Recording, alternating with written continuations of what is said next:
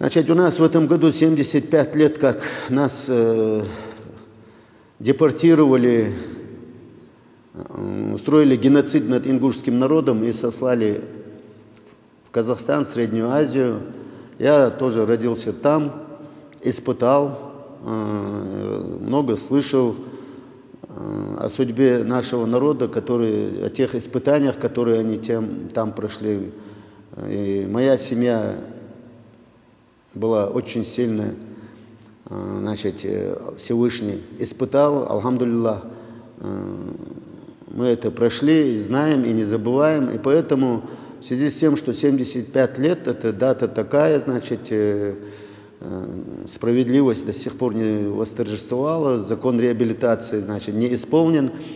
Было, значит, мы посоветовались, посовещались и решили поехать в Казахстан к казахам, к друзьям своим, к братьям, которые нас в 1944 году приютили, приняли, помогли. Я знаю, вот как мне бабушка рассказывала, когда приехали, детям не было нечего было дать, и через несколько дней уже присмотрели, сначала говорили, что это люди там, людоеды приехали, изверги, а когда посмотрели, что нормальные люди и с голоду там не справиться им, не выйти из этого положения, привела корову, завязала во дворе и ушла, чтобы детям было питаться чем.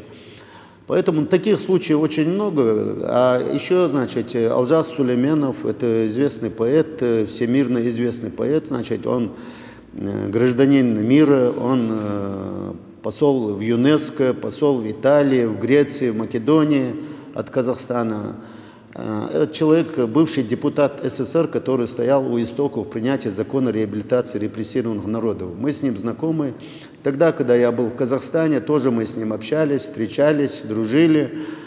И также Ильдар Аскарович Кунаев, президент фонда Кунаева с его супругой Жанной, значит, Булат Дарбабаев и много-много других известных имен, которые, значит, в Казахстане ждут нас, приглашают нас.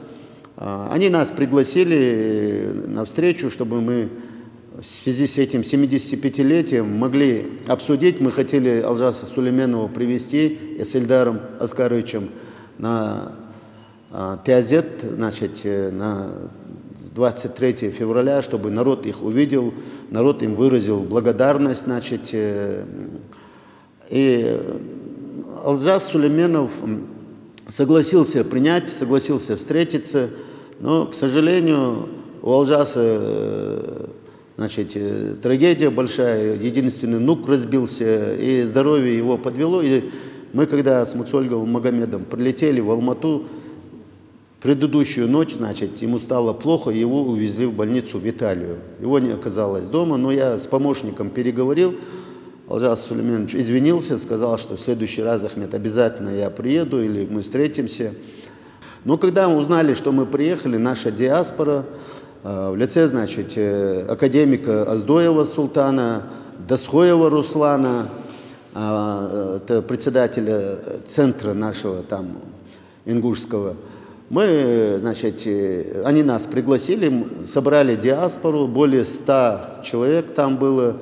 Мы пообщались, поговорили, все, значит, очень интересовались событиями и делами, что здесь, как происходит. Все болели, переживали, предлагали, значит, любую помощь, которую они могут оказать в этом деле. Они готовы были и приехать, и, как говорится, принять участие.